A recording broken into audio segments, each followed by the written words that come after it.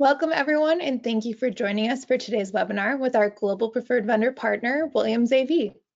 Before we get started, please note that today's session is being recorded for playback at a later date. We will monitor all questions during today's webinar and ask those at the very end.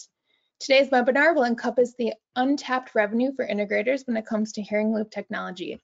As advocacy and awareness have exploded, there is a demand for qualified system integrators who know how to properly design, install, and commission preferred assistive listening systems, and that is exactly what we will hear from today. Nancy Blanchard, Consultant Liaison, and Tony Braun, VP of Global Sales for Williams AV, as well as their partner, Sam Birkinshaw, Business Development at Ampetronic, are joining us here today. So welcome to all of you, and thank you so much for being here. Thanks, Haley. Excited to be here.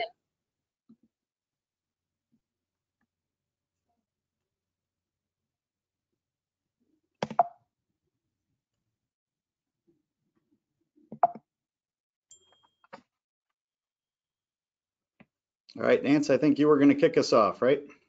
Yes, I am. Excellent. So as Haley mentioned, I am Nancy Blanchard with Williams AV. I am the Global Consultant Liaison. So basically, I work with consultants. I provide resources, tools, work with them on their projects, in speccing in Williams products. Also, I'm your PSNI champion. You can contact me, nancyb@williamsav.com, and I certainly will help you with any questions you have, or also to direct you to the appropriate contact. Now with today, Williams AV has been active for 45 years in the ALS market, and in 2020, we became the exclusive distributor of Ampetronic's loop amps and their other products in the US and in Canada. This partnership, it expands our breadth of our product line. And Ampetronic was established in 1987. They're based out of the UK. And really, they're innovators in a full range of induction loop as well as hearing loop systems.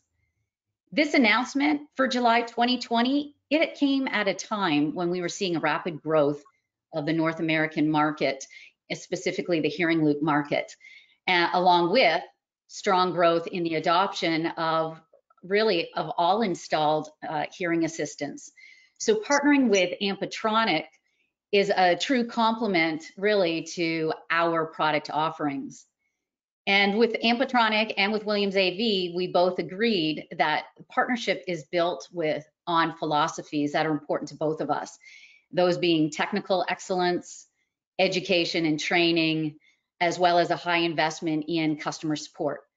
So basically, we are ensuring that our solutions genuinely benefit you as service providers, as well as the end users who are attending today. So in the past, we have provided educational PowerPoints, but today we're going to change it up a bit, and we're going to have an open discussion in this webinar. So here are some of the main topics that we'll be covering. What is hearing induction loop technology? What is the evolution? Loops have been around for a while and are an improved technology. In fact, business is up 40% with COVID. Who is purchasing? So what are the markets? What are the venues? And who's installing loops? And then we'll cover compliance legislation. For the US, it's the ADA, and for Canada, it's the CDA. And opportunities for integrators, revenue growth, what markets and types of services can be offered. And then finally, the skill sets, the training, what is required, what is available, and what type of support from Williams AV as well as Ampetronic.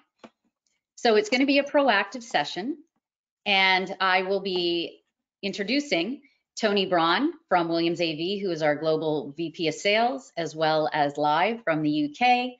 From Ampetronic is Sam Birkinshaw, Business Development Manager. So let's start off with Sam. Loops have been around for a while, and can you provide a brief overview of what loop technology is and how it works? It's not simply just a loop around a parameter, correct? There are other variants that are involved to consider.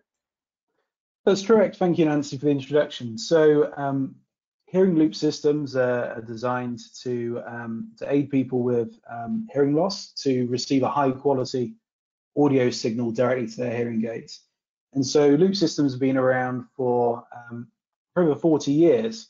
And while the perimeter loop you described is the simplest form of hearing loop system, there's plenty of other options that are available. But just to explain what exactly a hearing loop does, let's use the example of that perimeter loop, which is a loop of cable around the area in which the listener is intended to be.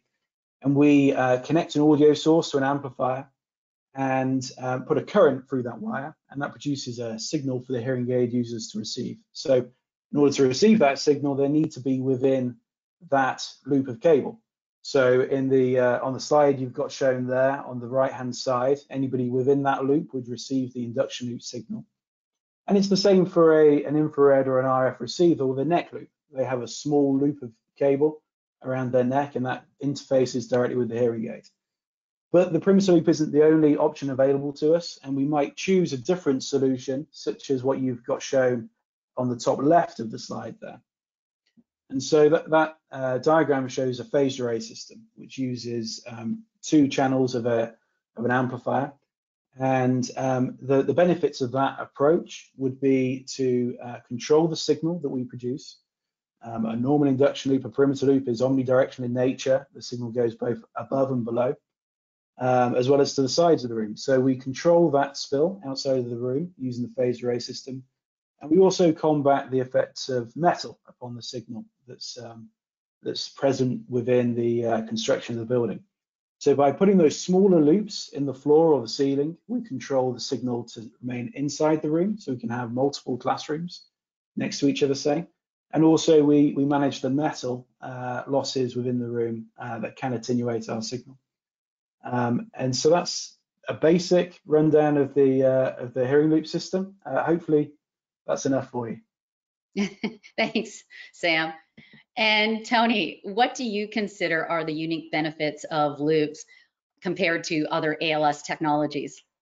Sure, it's going to be hard to follow Sam's technical explanation like that.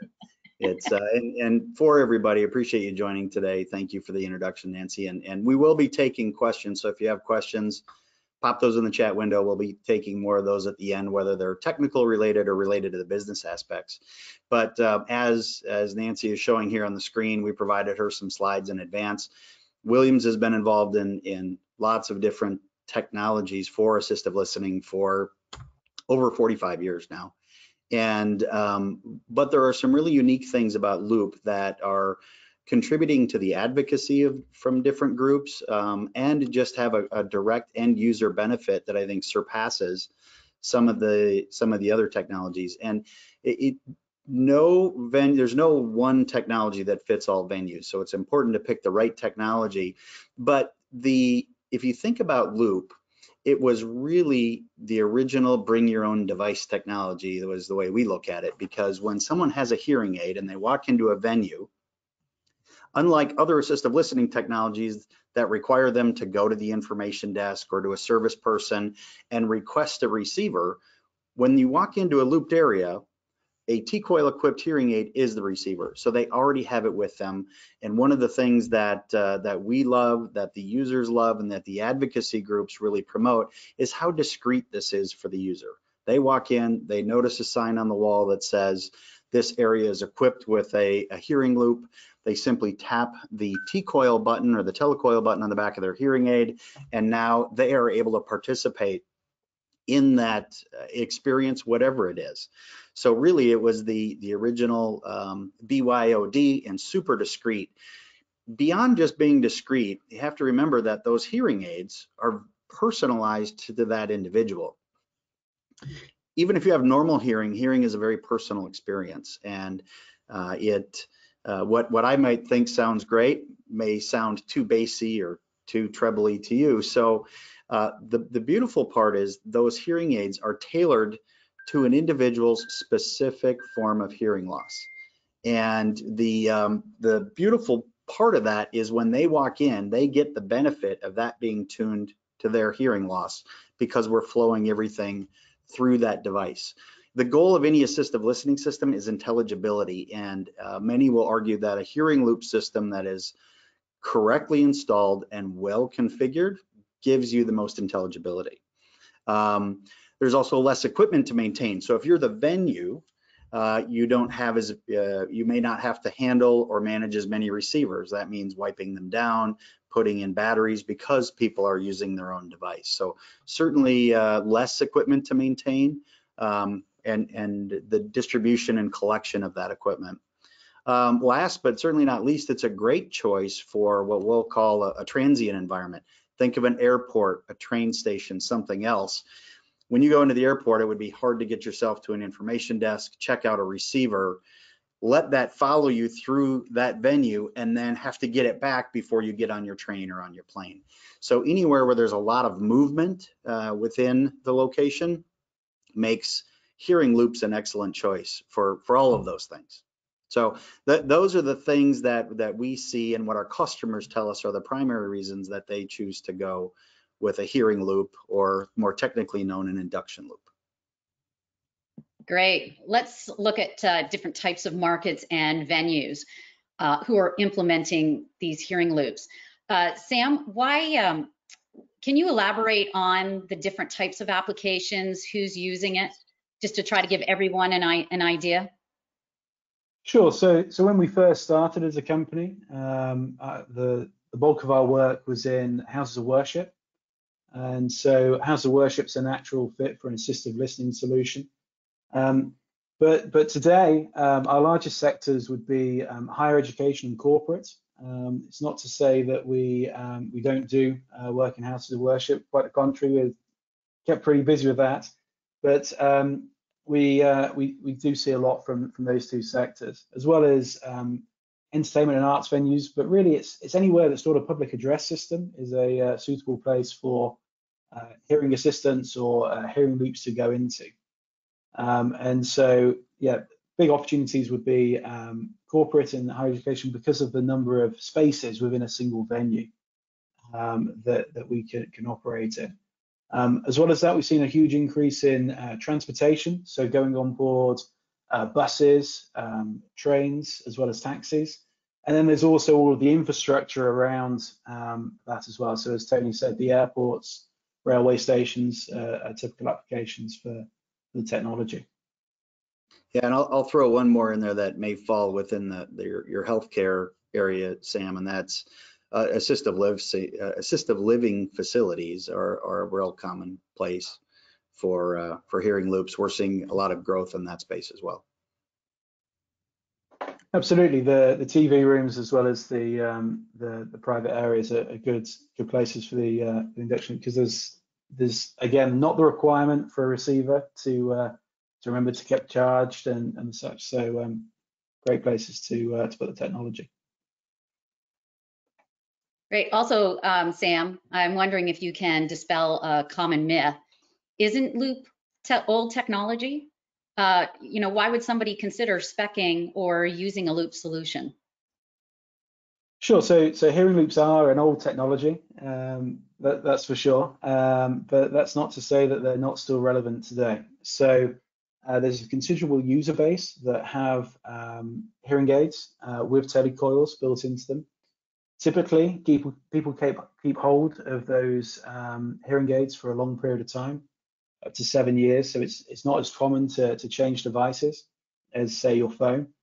But it's also the only technology that's installed to an IEC standard. So there's an international standard for the performance of the systems, and that ensures that there's a consistent experience for users, whether they're in the UK or America. They should receive exactly the same quality of signal. And what makes it unique for end users is that it's so simple to use versus any other technology. You just walk into a space and flick a switch and it works without the requirement for any receivers or using any additional battery within the hearing aid. So although it's quite old, the standard is still being updated, most recently 2017 for the performance, and we're adding lots of new features to the drivers, such as network interfaces for third-party control and fault reporting, as well as Dante and VoIP inputs.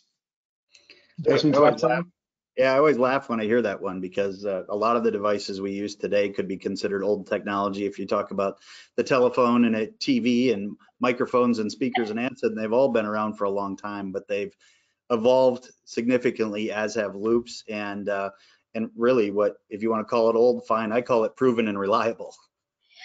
That's good. Yes. Well, that goes into the next question then, is because, I've heard some say that Bluetooth will quickly surpass loops and become the standard for ALS. And I actually, with my meetings, I've had that question come up quite often. Mm-hmm. So is it a technology that we are going to see in the near future with more users versus T-coils? What do you think, Tony? Yeah, sure. Happy to weigh in on that. So we're seeing Bluetooth and everything else, so why not hearing loops, right? Just to be clear, while Bluetooth is evolving and you're hearing about Bluetooth 5 and maybe Bluetooth 6, currently Bluetooth is still a one-to-one relationship for streaming audio. There is some one-to-many things happening with Bluetooth, but it's really more smaller bits of information, like facilities management, checking to make sure doors are locked, or checking the lamp hours in a projector or something like that. It's not a one-to-many solution yet for streaming audio. There is a standard that is formulating, and you might see some communications from what's called the Bluetooth SIG, or Special Interest Group. This is really a collection of people who have an interest in Bluetooth that are coming together to set the standards for how that moves forward. So there is some evolution there into something called Bluetooth LE, or low energy audio. That has potential. It has some potential, but really, and you'll see communications from the Bluetooth SIG about this, but we're still pretty early in that process. Nancy, I know you've shared a couple of articles with our PSNI affiliates that talk about where we're at in that process. But really, the standards are being defined by most of the large players. Both Ampetronic and Williams are participating in that Bluetooth SIG. There's actually another meeting happening at this very time to try and move those standards forward.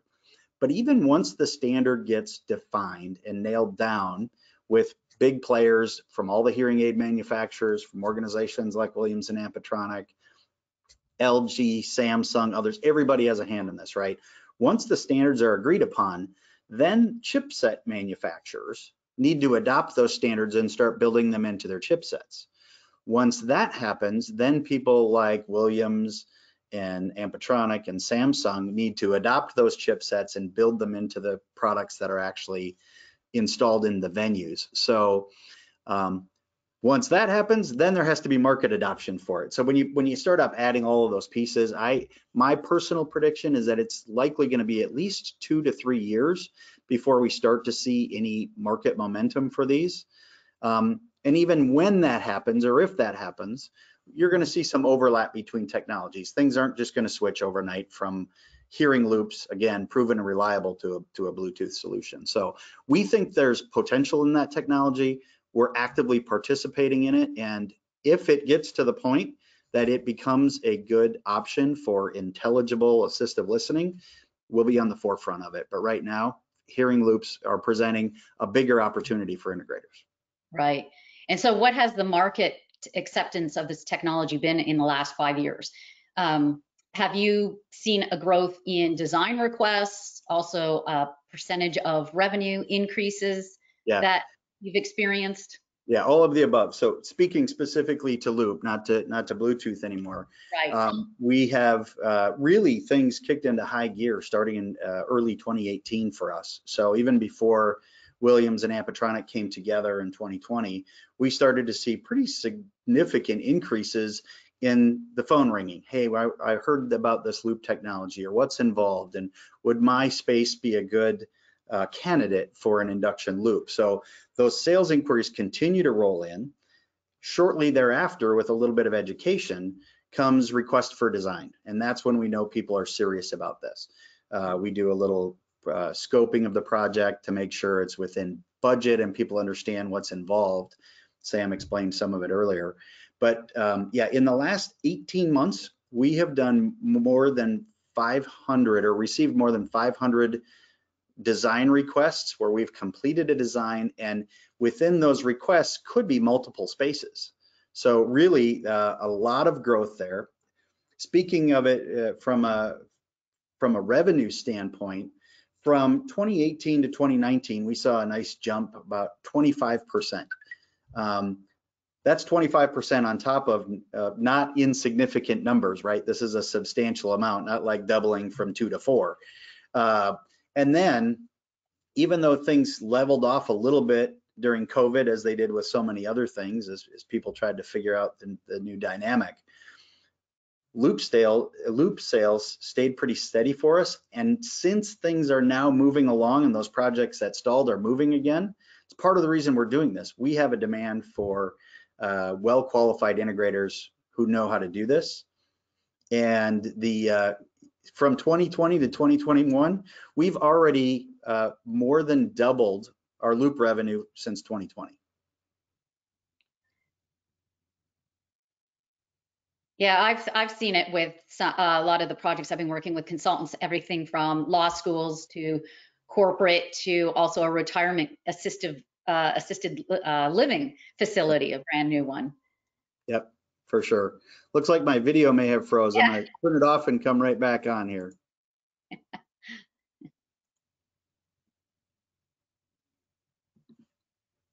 All right. Hopefully I'm back now. Okay, good. All right, so something now that I would like to ask is, we have the US portion of the ADA, as well as in Canada, it's the CDA. Yep. So what do they actually say about loop technology? Sure. Happy. I'll give us some highlights here and then kind of point you at some more resources. But as recent as 2010 is really when the ADA laws kicked into high gear relative to support for hearing loss. So there were new laws enacted in 2010 that really came into effect in 2012 to provide equal access to those with hearing loss. And they apply to what the ADA will call an assembly area. These are any areas that are open to the public. And again, I'm using their definition here, where audible communications is integral to the use of the space. So as Sam mentioned earlier, what does integral to the space mean? It means they have a PA system in there, right? There's an audio system so that a large body of people in an assembly space can hear. So that's one of the things to look for, is to make sure they have a PA system in place. The induction loop technology itself is specifically called out in the legislation as an acceptable form of an assistive listening system in those spaces, along with FM and IR. And as we discussed earlier, loop has some unique benefits compared to some of the other technologies. So these public assembly areas or that have a PA often include classrooms, public meeting rooms, legislative chambers. It can be auditoriums, theaters. So when I say theaters, it could be a playhouse theater, a dinner theater, a movie theater, concert halls, performing arts centers, amphitheaters, stadiums, grandstands, convention centers. So I'm hoping as I rattle off all these, they're all subject to these requirements. And if you as an integrator work in any of those spaces, it should be a question that we're asking is, hey, what are you doing to make sure we are, one, compliant with the ADA legislation, but also two, making sure that the 16% of people out there that have a hearing disability can actively engage with the venue. Above and beyond what the ADA says, some states also have local requirements that extend beyond the accessibility guidelines required in the ADA. So I'll add on to that one little bit as far as the CDA, or the Canadian Disabilities Act, and thanks for being right on top of the slides there, Nance, that's great. After years of research and deliberation, the Canadian Parliament passed the CDA in 2019. That's the Canadian Disabilities Act, with pretty similar guidelines to the ADA in terms of removing barriers to those with disabilities, including hearing loss. And this applies to all spaces that really fall under federal jurisdiction. They've even been as bold as to say, hey, we need to be barrier-free, in other words, from an accessibility standpoint, by 2040, so within the next 20 years. But it's the key takeaway here is that most spaces that are open to the public and they have a public address system have a requirement. And while that's not the only reason to do this, it sure is nice to have some federal regulations that says you have to implement our category of products in order to get your certificate of occupancy. And this applies whether it's a new construction or any kind of significant renovation is when these requirements kick in. So I'll stop there. I could go on for a while because it's one of our favorite topics, of course. But for more information, go to williamsav.com. Just go to our main homepage, and right on our main homepage, there is a heading called Hearing Compliance, and you can find even more information there and even a calculator that tells you, based on the size of your space, how much equipment you might need. That's great. So I'm going to open this up to both of you. What are the revenue opportunities for integrators? So if they choose to jump into the Loop game, what I guess we could say what's in it for them? How in expanding their services? What type of revenue growth?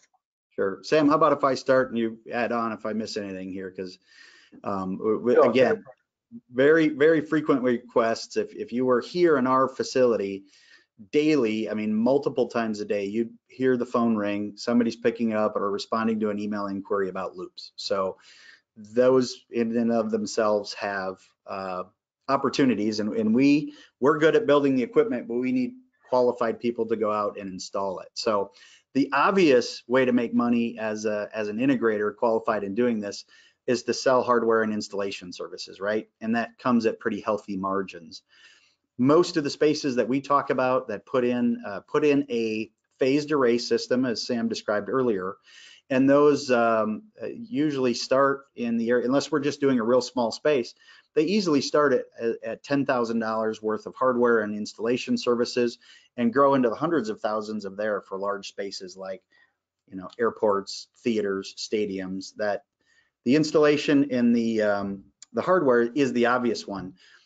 Along with that, there's quite a bit of consultation that could be wrapped into this whole thing. So before a loop gets installed, most times there's on-site visits to consult and say, is that venue a good candidate for loop to avoid, you know, potential sources of interference? So the design part of it, the consultation has an opportunity to make revenue. Once the system is in, there's the commissioning and proper setup of that and training the venue how to use the equipment and maintain it. For those that may offer managed services agreements, another great component you could roll into a managed services agreement. So they always have one vendor to call, you know, to support any of the equipment, to handle any support requests, warranty claims. The technology is quite stable, so we don't get a lot of warranty claims, but should it come up, that could all be wrapped into an ongoing support contract or a managed services agreement. So Sam, did I miss anything there? I think you covered most of it. You got a few of them. So on the maintenance side of things, there is the ability to do that remotely with the products that we supply. So it doesn't necessarily need to be an on-site check. It can be done remotely in that regard. But then also there's the opportunity to sell other products off the back of the induction loop system. So quite a few of the integrators that work with us on a regular basis comment on how it's a good door opener with their existing clients. It's an excuse to talk to them, and also helps build relationships.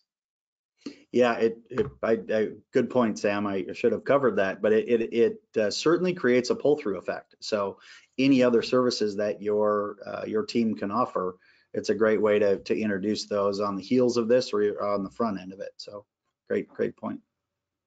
Okay, so someone has decided that this is an area that they would like to get into. Sam, then what skill sets are needed to be a loop integrator? Okay, so typically the induction loop system is installed ahead of the rest of the AV equipment. So planning and project management is really very important with the systems, as well as coordinating with other trades. So going in earlier means you'll be coordinating with people that you might not necessarily have to work with, such as the carpet fitters or maybe the electricians pulling cables in. There's the low voltage cable that needs to be installed. That could be by the integrator, it could be done by the GC, depending upon the project. and exactly how that works. But then there's the audio system integration. So one of our solutions is only as good as the audio input that goes in there. So a good knowledge of audio systems is really key.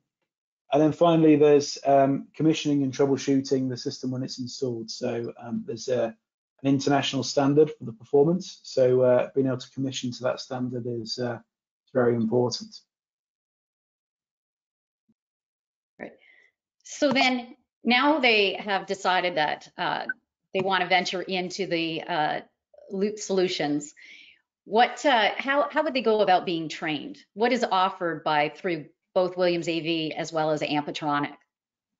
So Tony, if I cover the Ampetronic side of things first, and then hand over to you for the Williams side. So we have an online customer portal called Loopworks, and within there we have online training. So it's a self-guided training course. There's an introduction to induction loops, which is just 45 minutes.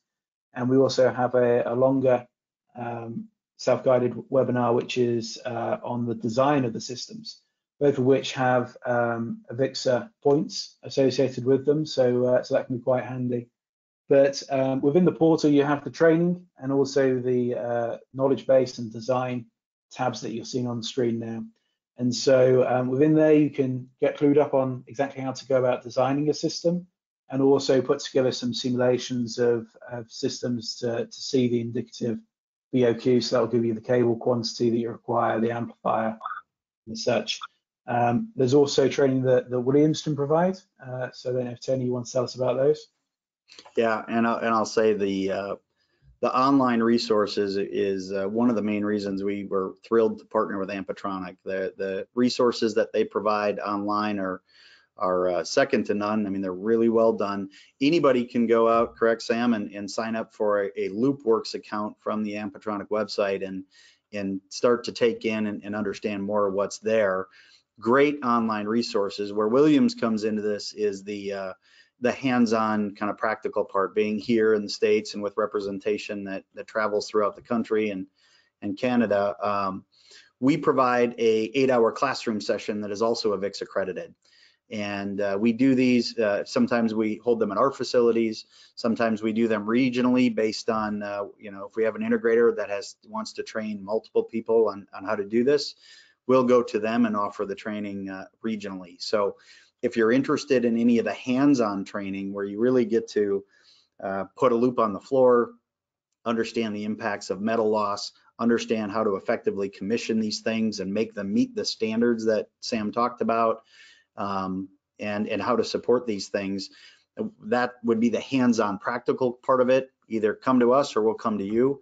If you're interested in that, I would suggest reach out to Nancy as your PSNI champion and let us know what your interest level is, and we'll find the best method to bring you that training. But also feel free to sign up for a Loopworks account. That's lots of great resources there if you're toying with the idea of jumping in and riding this loop wave.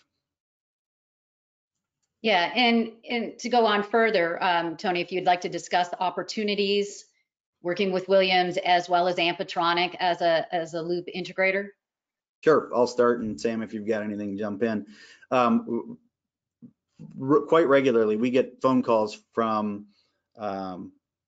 integrators who say, hey, I've got an opportunity for a loop, or my client, the venue is asking for a loop, not really sure what to do. We've got a nice path to handhold people through that, to support them in their first project, or to get equipped to go out and look for projects. Our first line of defense is really our regional sales leaders. They've all been through extensive loop training, and what they can really do is to help you scope the effort for something and even put budgetary numbers to it. That's generally the first step in the process here, is to ask some questions and understand the venue, come up with some budgetary estimates to make sure that falls within what a venue is expecting and what they're capable of doing. At that point, our regional sales leaders will have you engage with what we call our tech blue team. So I still need a better analogy, but our tech blue team is where the rubber meets the road. You've got guys with, collectively over 50 years of experience in integrating loops and other technology. But this is where the actual design comes to life. So we get blueprints from the venue with the help of the integrator. And we don't just put that back on you and say, go, follow the training. We'll help through those first designs, or if you want to take a shot at the design, you can bounce it over, and free of charge on the initial designs, our guys will either design it for you and explain why we did it, or look at your designs and say, hey, in order to meet standard, these are some things that we would recommend. So we do that as an opportunity to earn your business. The initial designs are at no charge. If we come back and there's multiple revisions, there may be some nominal fees for kind of hourly charges for redesigns if there's multiple iterations involved. But our salespeople are equipped to help you scope these things. The Tech Blue people will help figure out all the technical aspects and the design. And then we back all of this stuff with a pretty strong warranty on any of our products, which is 5 years or more. So whether it's in now or the customer's calling you later, we're always here to have the backs of our qualified integrators. So I don't know if you get anything else there, Sam. Just to add on the support side, the LoopWorks portal is free of charge as well, so it doesn't hurt to sign up and have a look around. And then also there's, as well as the Tech Blue team, there's the team over here in the UK for Ampetronic as the extra backup when we get snowed under with work from the US. There's the team over here to fall back on as well. But the guys at Williams are very highly skilled on the design of these systems. So it's pretty rare they actually come over and ask us for help. Yeah, and I'll share a couple of, Nancy, before we jump into questions, I'll share a couple of stories. I mean, these are just to explain the prevalence of induction loops. We've got induction loops in the U.S. House of Representatives, in some major airports, including Memphis, and in various parts of LAX, even regional airports, train stations, large performance arts venues. So there's definitely a demand, and one of our biggest challenges here is when those inquiries come in, we get the ball rolling, but a real need is to be able to connect them with a skilled integrator who has the resources to do this. And it's not that we have 100 leads we could send your way right away, but it does come up quite regularly. And between our integrators' efforts to look for opportunities and know what to look for, and our ability to funnel some things their way, really think there's a growth opportunity, whether your business is looking for just new growth avenues like we all are, or finding ways to recover for maybe business that went away during challenging COVID times. When we saw 100% growth, we've already had 100% growth compared to 2019 and 2020 numbers, and we're halfway through 2021. So that should give you some kind of a measure of the momentum behind all these things, thanks in part to the advocacy. So things to look at would be the HLAA, the Hearing Loss Association of America, huge advocates for this, and we thank them for their efforts there. There is an International Hearing Loop Association as well. So take a look at our webpage again. There's some good resources, but a lot of advocacy behind this that will help generate leads for all of us. Yeah. Thank you, Tony and Sam, for participating in this webinar. I greatly appreciate it. And we're going to open it up to question time. So I'm going to ask Haley if there are any questions posted, and Tony and Sam will be happy to address those. Yes, thank you guys so much. We do have a couple questions. First off, can you speak to the Bluetooth option for hearing aid users, specifically those who are using their cell phone to control the signal? Sure. Do you want to take that one, Sam, or you want me to? Yeah, sure, I can say that one. So, excuse me. So Bluetooth for hearing aids, there's two types. So there's for control, where you might change the program settings of your hearing aids, which is the more common. So it could be that you choose to have more of your microphones or more of your telecoil in your hearing aids. So that is one type of Bluetooth control. And then there's also Bluetooth audio direct to your hearing aids, which is becoming more common.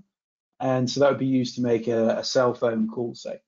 The important thing to remember with any sort of Bluetooth audio of the current type is that there's substantial latency with Bluetooth. If you are watching a video, that can be fine, because typically the time that it takes for the audio to get to your hearing aids or Bluetooth headphones is equal to that of the processing in the screen. But for a live audio signal, it adds a substantial amount of latency to the signal reaching you, so it becomes difficult to read lips in some occasions. Yeah, I was going to say the same thing, Sam. Not all Bluetooth is created equal. So we have some people who have had a pretty good experience in using it for the streaming audio part of it, and others that say, wow, it adds enough latency to the equation that the lips don't match up, and it can sometimes be a little distracting. As we said, the Bluetooth has some potential in this space. We're just not there yet, and we'll if it gets to that point, we'll be some of the most vocal in saying here's how it fits and where as it relates to assistive listening. I think another factor that comes in is when Bluetooth is being used, I've heard some say that it has a significant impact on battery life as well. So something just to be aware of. Thank you, guys. Sure. How do we qualify a venue who is interested in a loop? Yep. I'll start on this one. So I guess we have some information that we can share that has really a checklist of here's the things that you need to look for in this venue. Certainly the information that would be asked for by our national sales managers, our regional leaders that I referenced earlier, are going to be the size of the venue. Anything that we can uncover about the construction of the venue. Is it multi-tiered? Is it flat? Is it concrete over rebar? All of those things in the construction of the facility, as well as the size of the facility, are some of the first questions that we're going to ask. In addition to those, in terms of qualifying one, would be what other equipment is being used? Is there a stage? Is there a band? What equipment is being used on the stage?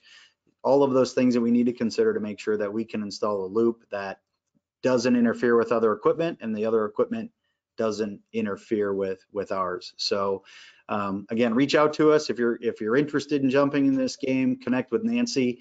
We'll get you some resources on what to look for.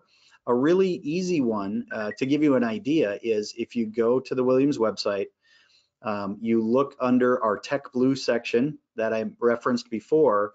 There is either an online or a printable design request form. And even though you might not be at a point of requesting a design, you're going to see all the questions that we're going to ask of you in order to scope that kind of a project. Yeah, that makes sense. Just to add to that, a couple of the qualifying questions that I asked when it's very early stages is it practical to install a system? So where will the cable go? So if we're talking to a theatre, say, are you going to replace the carpets anytime soon? Or can I go put cable on the steps?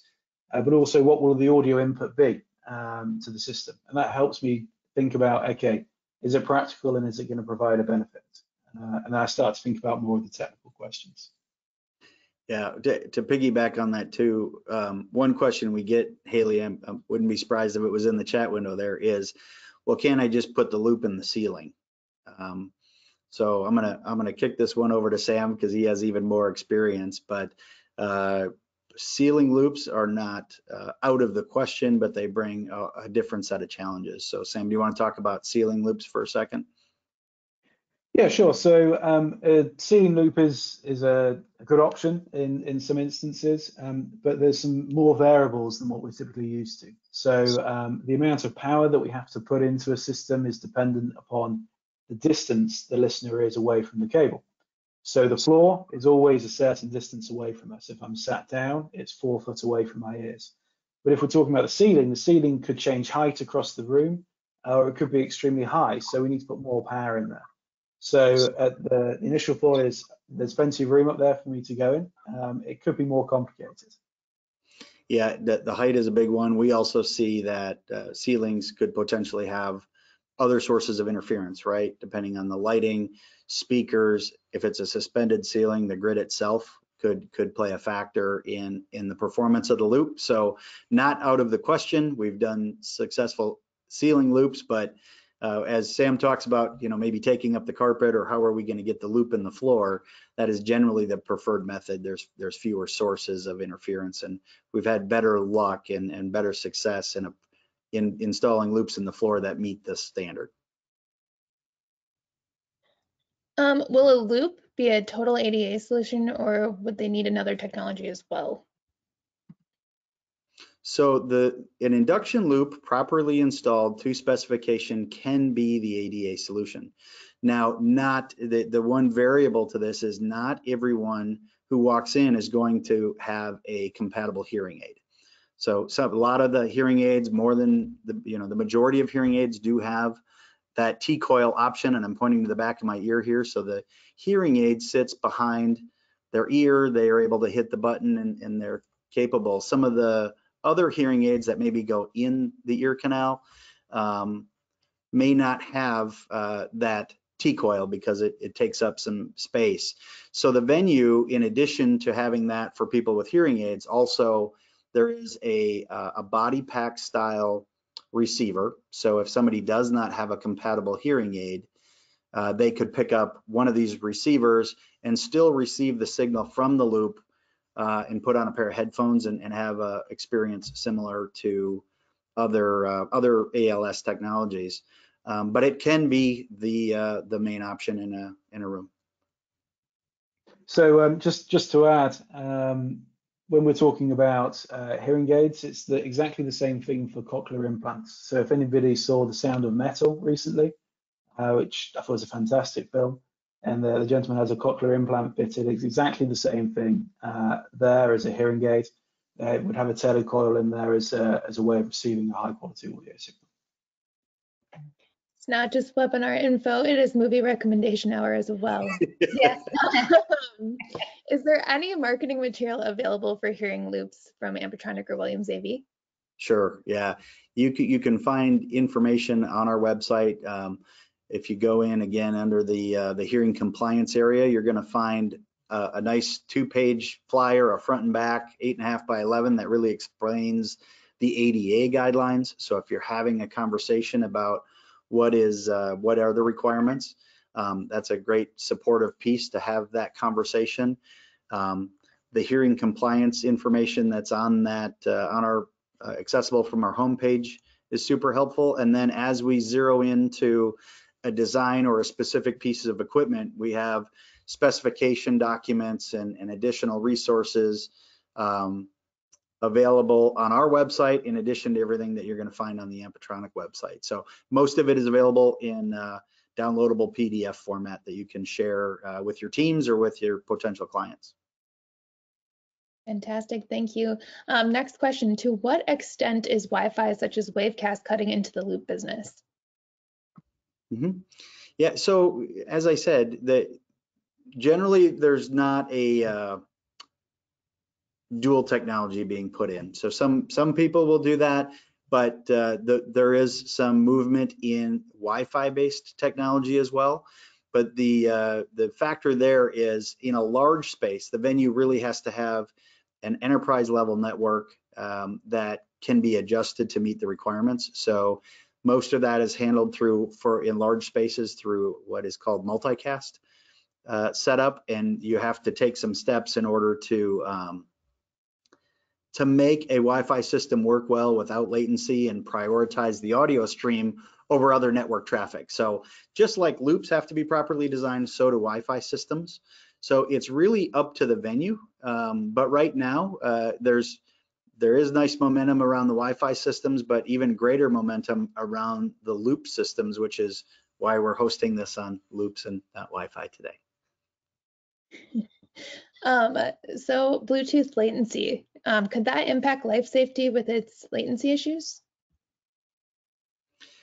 From a life safety standpoint, I think we're talking milliseconds.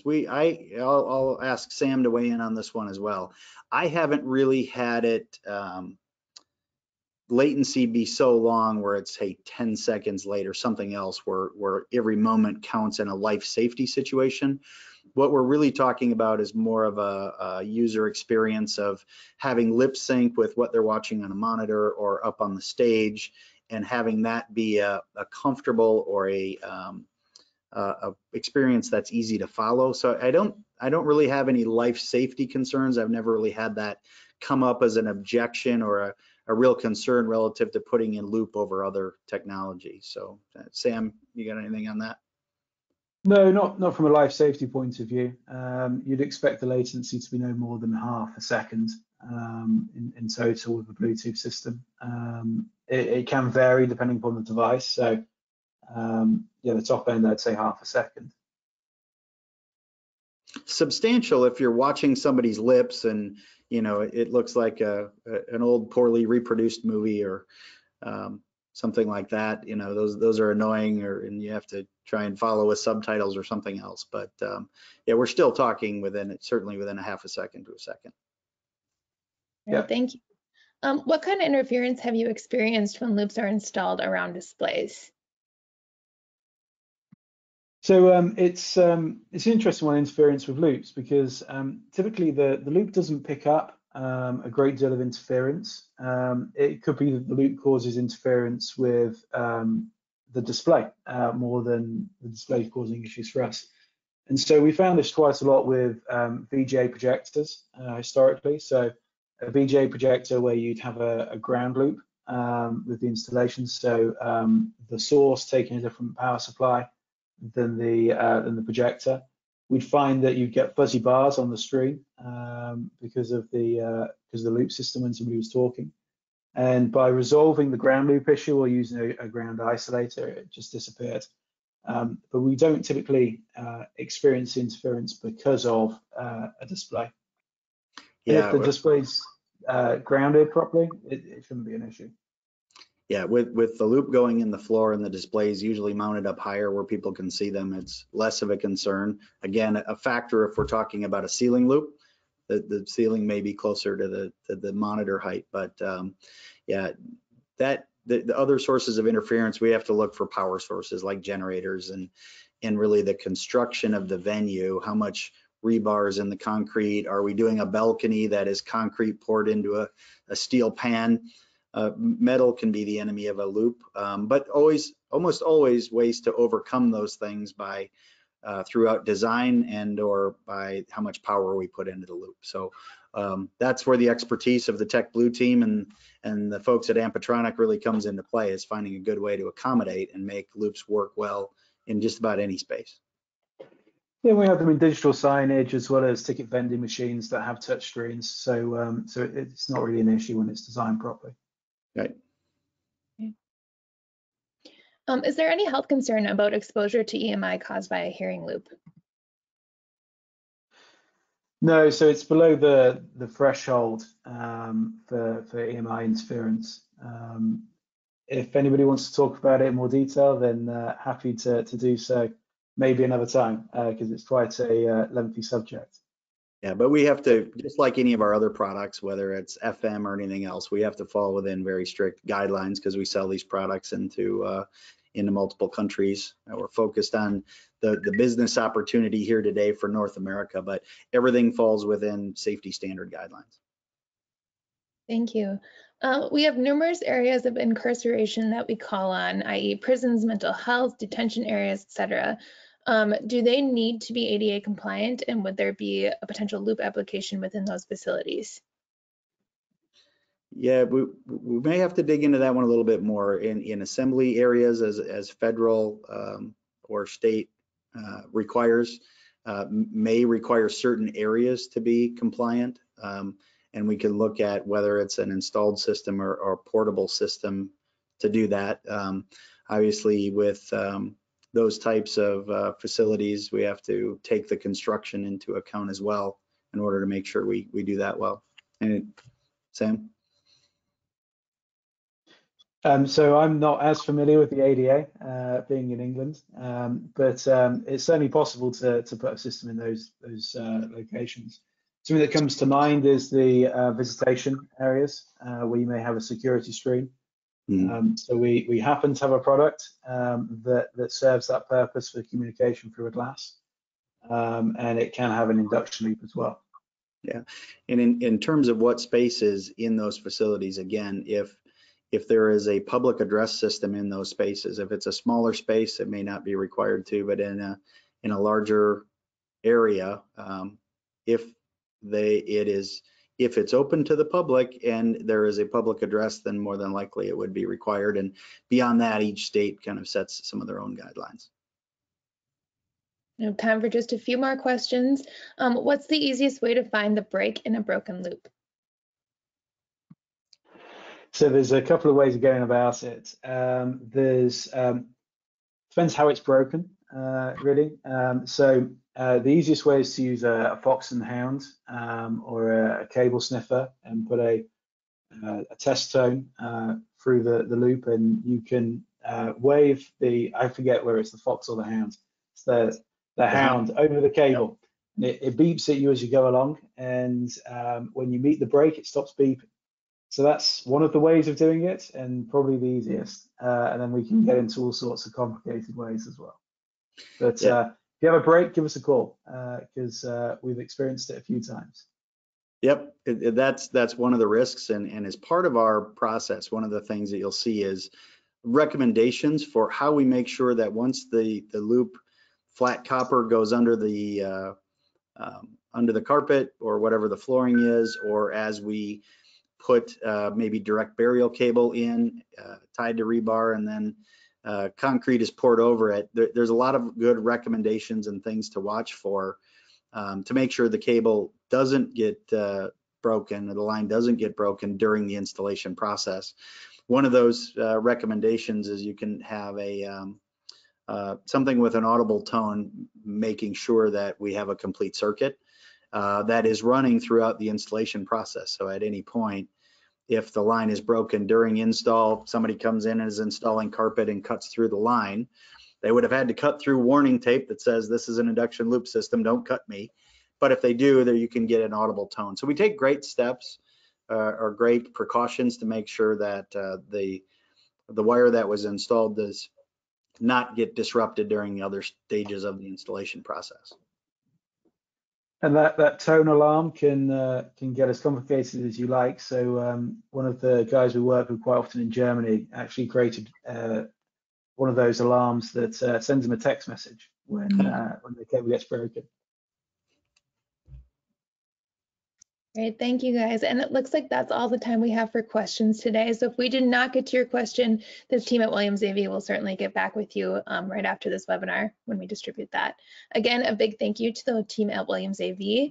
Nancy, if people want to learn more about Williams or connect with them on social, how can they go ahead and do that? So they can email info@williamsav.com, reach out to technical support, which is techblue@williamsav.com, or certainly I being your PSNI contact by email is nancyb@williamsav.com. Twitter and LinkedIn is @Nancy Blanchard. Thank you so much. And as always, if you would like to learn more about PSNI Global Alliance, our preferred vendor partners like Williams AV, or our certified solution providers, you can find us at www.psni.org or connect with us on social. This concludes today's webinar. Thank you so much for being here and have a great day. Thank you, everybody. Appreciate the time. Thanks. Thank you.